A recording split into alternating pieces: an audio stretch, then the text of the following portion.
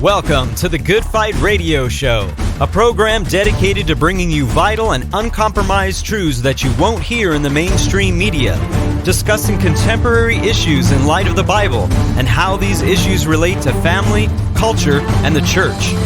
The heart of this show is to glorify Jesus Christ and expose the works of darkness as He is commanded in Ephesians 5:11. Now here's your host, Good Fight Ministries' own Chad Davidson. Welcome back to the Good Fight Radio Show. I'm your host, Chad Davidson of Good Fight Ministries, and I'm excited for this exclusive interview. But before I get to it, I want to introduce the show's producer, Tony Palacio. How are you doing today, bro? Praising God, He is good. Yeah, really excited about this interview with Dr. Craig Evans, the John Bassanio Distinguished Professor of Christian Origins at Houston Baptist University in Texas, where we discuss his book, Jesus and the Manuscripts. And on this episode, we discuss certain quote-unquote gospels that were never admitted into the Christian canon and why they are not considered scripture. We're going to be talking about specifically the gospel of Judas, the gospel of Mary Magdalene, the gospel also of Jesus' wife, and so forth. And I remember hearing these statements from people just simply at the water cooler at work, where they would come up and say, "Did you hear about the gospel of Jesus' wife?" And then I say, "Well, actually, that's a later." And then they tell you, "Well, I only care about history. I don't care about the religious stuff." And I'm like, but the problem is we're dealing with history, and you're wrong.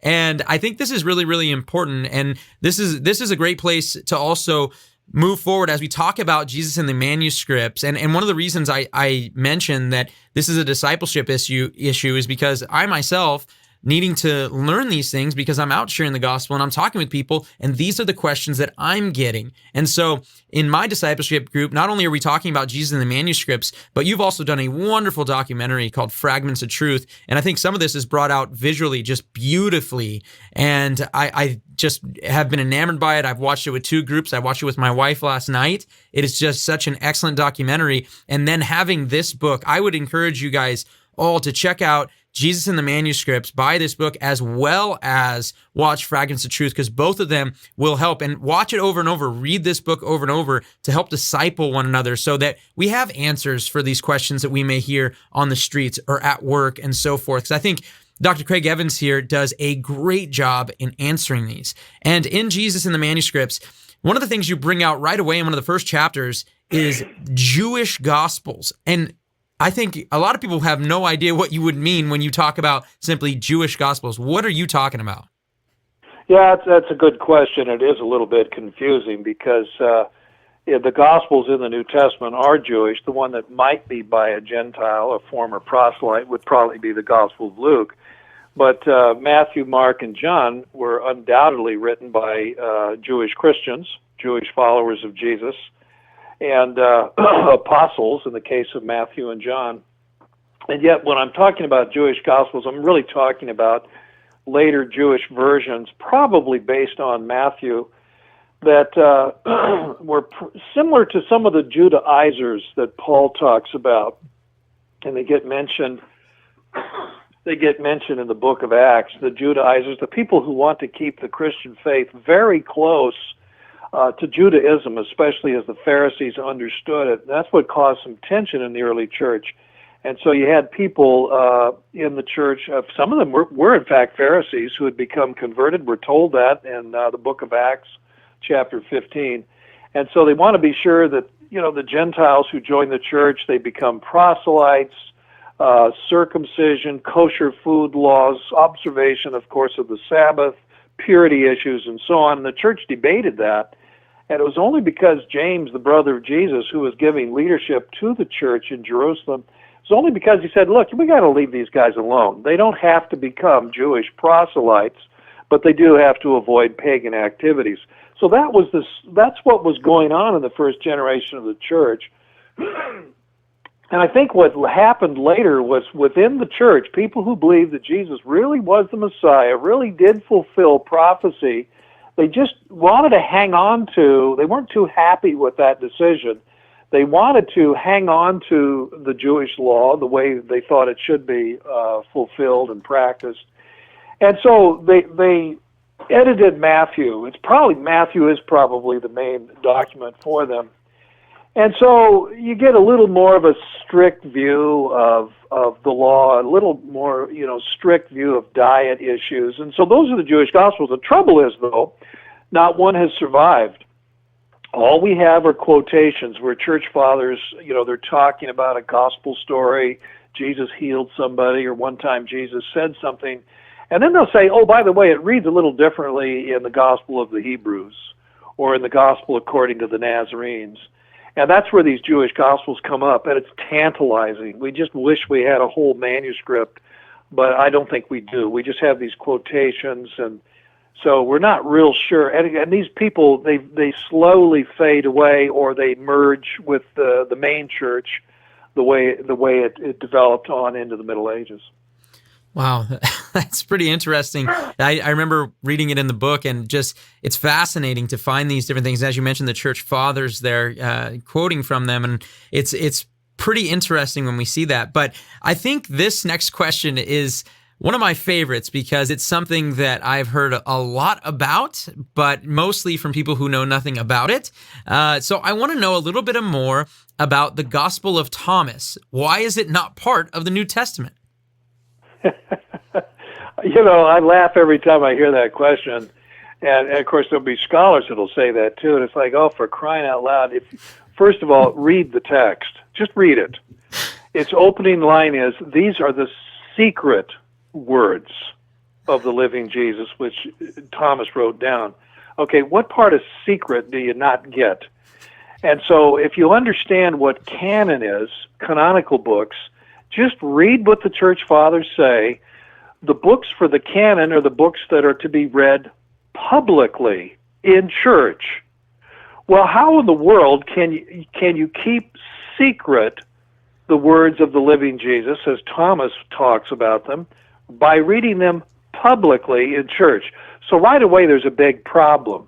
So the Gospel of Thomas itself, whoever wrote it, and by the way, Thomas didn't have a thing to do with it. It was written 100 years after Thomas was dead. It was written probably no earlier than about 180, so a good 100 years after the time of the other Gospels, the ones in the New Testament. So it's a total fiction. Thomas didn't write it at all. But it's a secret version. It's for the elite, for the insiders, that's going to give us the real skinny about what Jesus said and so on. So that's what it is. It's a fiction, and it's altering Jesus' teachings a little bit, narrowing them down. Jesus becomes more esoteric, more elitist, more ascetic. Jesus wants you to be a vegetarian, for example, and so forth. He doesn't want you to have any fun.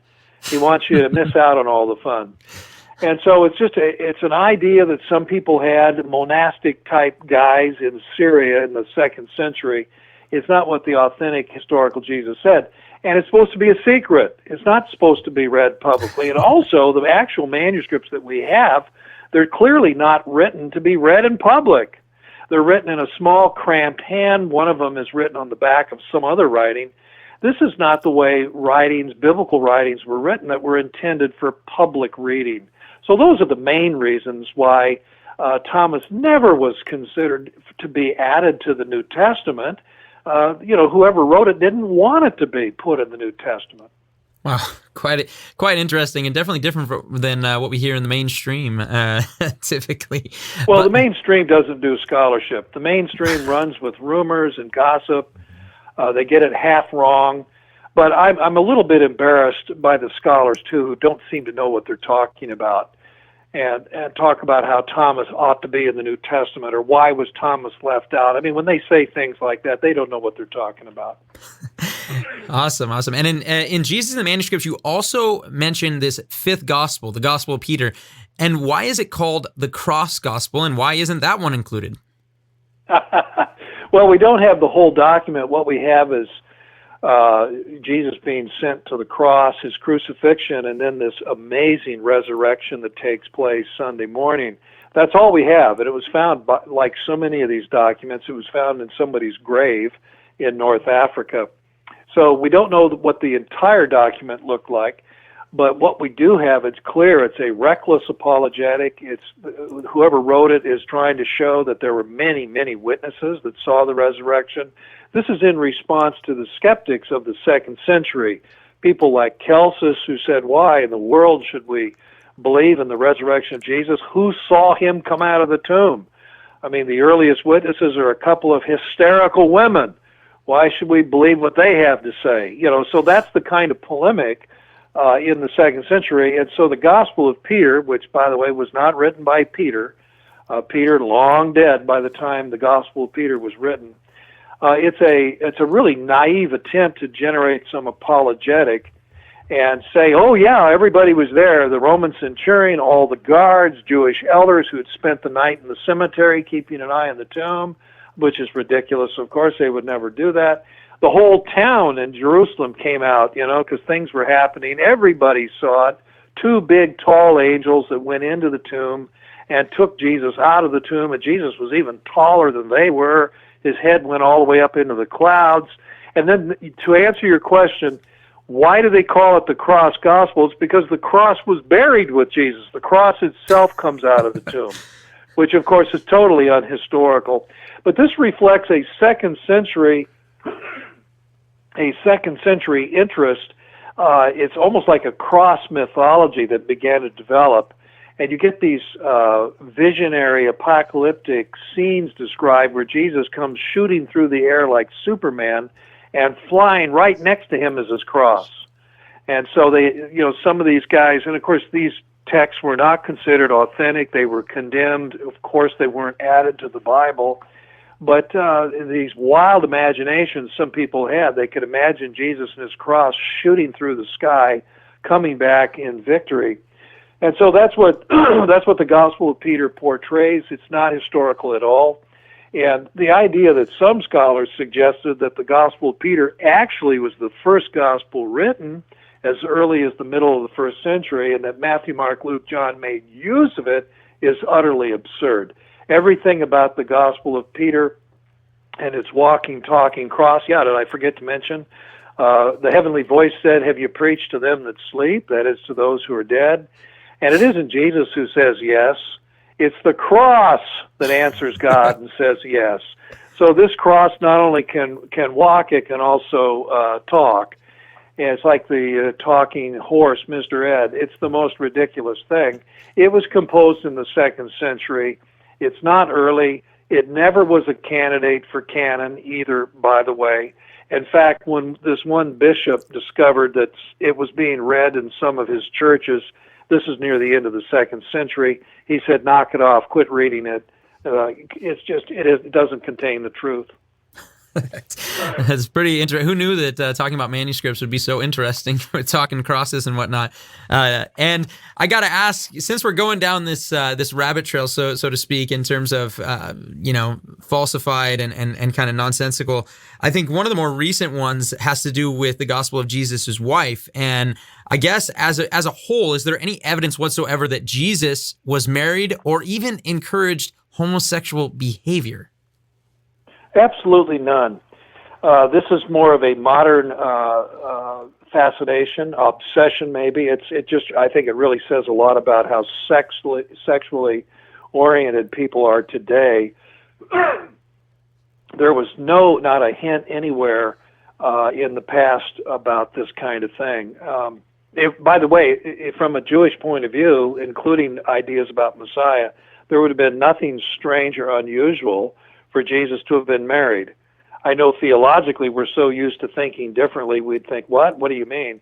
But there would have been nothing strange had Jesus been married. What was unusual was that he was not. And so it became more of he wasn't married because, he had great things to do and so on and blah, blah, blah, blah, blah. And so the idea that Jesus' marital status is somehow embarrassing or would have to be hidden or something like that, that's just modern thinking. There's no truth to it at all. And the church fathers all say back in the 2nd century, several of them, yeah, Jesus was single, so what? Yeah, he didn't have a wife, what of it? That was the attitude then. And of course the idea that Jesus might have been gay because he didn't have a wife is absurd. That, again, is a modern idea that somebody has thrown out. Nobody in antiquity imagined that. Just imagine, if Jesus had been gay, his enemies would have had a field day. I mean, they could have destroyed his ministry instantly.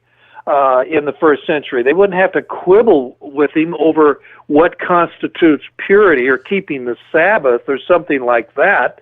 If Jesus were gay, that would be considered a grievous sin. He would have no following. He'd have no disciples. Several of his disciples were married. Peter, obviously, one of them. They would say, "What? Jesus is a gay man." They wouldn't have a thing to do with him. So this gay thing is all a modern obsession that's been around for the 20th century and now the 21st. It has nothing to do with Jesus in antiquity. So that needs to be put to rest. The other thing is this Gospel of Jesus' Wife fragment that became much talked about a few years ago. As many of us knew, I took one look at it. I was interviewed back in 2012 when this was announced, and someone called up, some reporter, and said, "Well, Professor Evans, what do you think?" Well, I'd looked at it, a beautiful high-resolution color photograph of this papyrus fragment with Coptic writing on it. Well, the ink was so glossy, it looked brand new. So I commented, I said, "This text isn't as old as my grandson." And, of course, I later thought, that might have been a bit reckless. Turns out I'm right. My grandson's at least 2 years older than this text. It was produced in the 21st century, probably a year or two after Dan Brown's book, Da Vinci Code, probably a year or two after the movie version came out in 2006. It has been proven conclusively that it's a modern hoax. We even know who wrote it.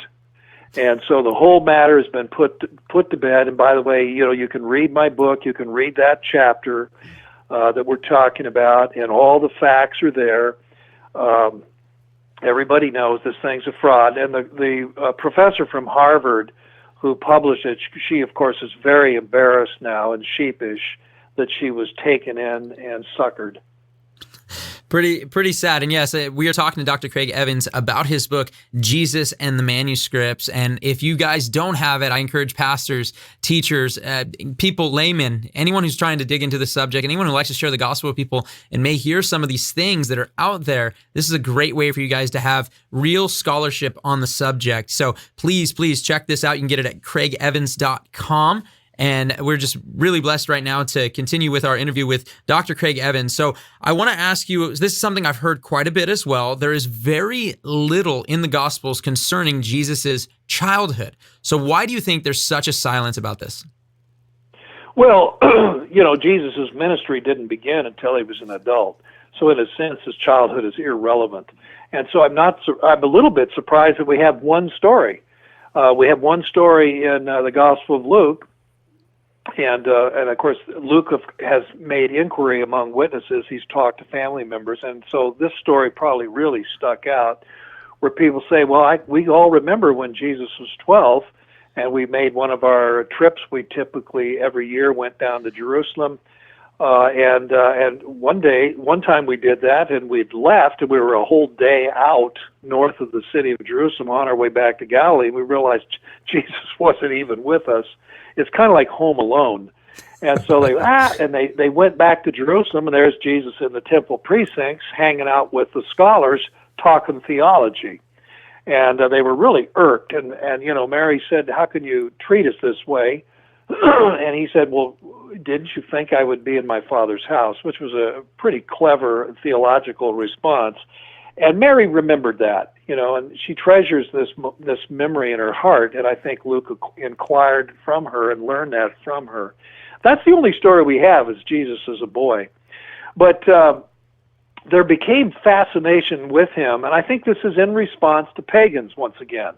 Well, what kind of you say Jesus is divine, you say he's the Son of God. Well, surely there were indications of that when he was a baby or a toddler or a young lad running around in the fields. And so some people, unrestrained by truth and facts and history and so on, said, well, as a matter of fact, and they started telling these stories, some of them clearly modeled after pagan stories. So Jesus is a boy wonder. He's the best athlete. When he makes clay pigeons, they're so lifelike. Why? They come to life and fly away. And that kind of thing. You don't cross him either. All he has to do is speak the word and you'll drop dead. And so it's actually grotesque, some of these infancy narratives. And I talk about them, and I think we know why they were written. They were to say that, Jesus was just like the other gods, the Olympian gods, like Hercules and Dionysus and Hermes. And he starts out kind of like a brat, but unlike the other gods who turn into adults and are still dangerous, Jesus, as he grows up, becomes kind and compassionate. He becomes sympathetic. He cares about people. He heals people. And in the end, he's even willing to die for them. And so that was the idea, like, oh my goodness, well, Jesus is no ordinary Olympian deity. He's far better than the rest of them. So I think it's kind of a childish curiosity and a childish apologetic behind some of these infancy stories. And by the way, the Christian scholars and theologians of the time didn't give them the time of day. They thought they were silly and shameful, and people shouldn't read them. In Jesus in the Manuscripts, what we're discussing today on the Good Fight Radio Show, you mentioned that textual criticism has matured. Could you explain that for us? Well, yeah, textual criticism, I think used to be, this is the way I was taught, in fact, when I was a seminary student myself. And it was like, oh, yes, these textual variants are such a pain. We got to get rid of them. Oh, dear me, we need to get back to the original text. And it's like the textual variants and the scribal mistakes and corrections and so on were a real negative thing. Well, what we've learned is actually they're fascinating. Now, of course, mistakes are mistakes. That's nothing. Scribes make mistakes, write the wrong thing. But in grappling with the text, they're trying to understand it. And so we read now the textual variants with greater sympathy and far greater interest. The textual variants aren't enemies that we're trying to get rid of, but rather they become commentary. They become, in some cases, insightful, and they provoke us to think more deeply about how the text was understood in the 2nd, 3rd, 4th centuries, as Christians, scribes, and scholars grappled with the text, trying to understand it. So that's what I'm talking about. And then this rigid, I think, very immature, rigid understanding of Scripture. Like if you can't figure it out right down to the last letter, it's kind of an all or nothing brinkmanship. If you can't prove that every single word is right, we're just going to have to throw it away and give up. I mean, that's just silly. That's naive. And in fact, I would call it a form of bibliolatry. It's like you're worshiping the Bible itself instead of recognizing that it's a witness to what God has done in Christ. That's the whole point of it. And quit treating the Bible like it's like a talisman, like a magical book or something like that. But instead, it's a very important record, very important instruction. It has great pragmatic value. Paul himself says that in 2 Timothy chapter 3. There's a pragmatic value to Scripture. It instructs us, corrects us, guides us, and we need to remind that, and we need to stop worshiping the Bible itself. That's really interesting because we've dealt a lot with Muslims. And when it comes to the Quran and the Bible, I'd love for you to kind of explain the differences between critical scholarship when it comes to the Bible versus the Quran. Well, yeah, there's a lot that could be said, and I know we're running out of time, so I'll keep it short and sweet.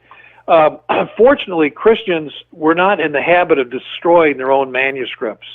When a Christian scholar, for example, saw a manuscript that had a different reading in it, he didn't say, oh, take this out and burn it. He held on to it and studied it. But in Islam, for some reason, I'm not sure why, but back in the 8th and 9th centuries, when the Quran wasn't very old, some of your listeners might not know, but Muhammad died in the year 632. So that's the 7th century. He dies in 632, and in the next generation or so, his companions, his successors, and so on, wrote down what he had been saying. The Quran had been mostly just memorized. In fact, the word Quran in Arabic means recitation.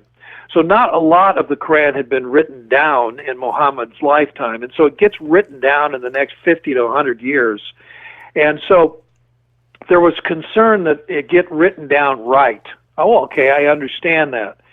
And so when manuscripts were found that seemed to deviate from the preferred manuscript, and that was a political as well as theological decision. Somebody said, this is the version. It'd be like today saying the RSV and nothing else. Get rid of the NIV. Get rid of the King James. This is our preferred version. And so I preferred, and of course we're talking about the Arabic language, so other manuscripts were gathered up and burned and gotten rid of. And unfortunately, that's destroyed so many of the ancient witnesses that now, with modern textual critical study of the Quran, there is a recognition that there are some problem spots, but it's harder to recover the original because so many ancient witnesses were disposed of. And so that's a challenge for textual criticism of the Quran. The other thing, too, there are a lot of people out there, they simply don't want textual criticism. It'd be sort of like Christian fundamentalists, that equivalent. The King James is it. I don't want anything else. And so there's that problem among Muslims also. So I don't know if there ever will be a truly a critical edition of the Quran. It's hard to say because there's a lot of resistance to that idea, and a lot of the witnesses are gone anyway, so that if people do decide to do that, it's going to be really difficult. What do you think we would find, actually, if we did a legitimate scholarship on the manuscripts of the Quran? Well, I'm sure there'd be many, many uncertain readings that we just never would be able to clear up. But to me, the text criticism of the Quran is not the big deal. It's Muhammad's very feeble understanding of the biblical literature itself. He's constantly alluding to it, quoting it, or paraphrasing it, presupposing it, and he gets things mixed up. And of course, Muslims can be very naive. They can say, look, it's in the Quran, that makes it right. Well, hey, Muhammad is talking 500 years after the Gospels in the New Testament were written. He's born in the year 570, give or take a year or so. Well, the four Gospels have been around 500 years, but yet Muhammad thinks he knows better what Jesus actually taught, what Jesus actually did. And there are all kinds of mistakes and mix-ups, and so and that's what's caused some of the hardship and hard feelings historically between Christians and Muslims, because Muhammad, he liked Jesus. He thought he's a great guy. He's a prophet, but he didn't teach what you Christians say. You Christians got it all botched, and so Muhammad tries to straighten the record. Well, how does Muhammad know anything? How does he know better what Jesus taught when Muhammad comes along 500 years later and then makes all kinds, and they're confirmable, some of these mistakes. You can, historical, geographic mistakes, because he honestly, I'm not trying to insult anybody, but most of the time he doesn't know what he's talking about. And so that's part of the problem too. Well, we have about 1 minute left to conclude here, and I wanted to ask you, because I believe you lay out a great case in Jesus and the Manuscripts. Remember, we were talking with Dr. Craig Evans today, and so concerning this book, Jesus and the Manuscripts, you leave readers with little doubt about the Christian canon. Does this mean we can trust the Bible completely? Well, of course. The canon was chosen slowly, wisely, widespread. There was no conspiracy. A group of bishops didn't get together and say, let's choose these books and not the other. Emperor Constantine didn't say, these are my preferences, choose these. In other words, none of the Dan Brown stuff is correct. That's all baloney. And so the early church recognized the stuff that the apostles wrote, that's the stuff we want. The early stuff, the first century apostolic stuff, they're the guys taught by Jesus. They know what they're talking about. And so there's no rocket science here, but there was no haste and recklessness, carelessness.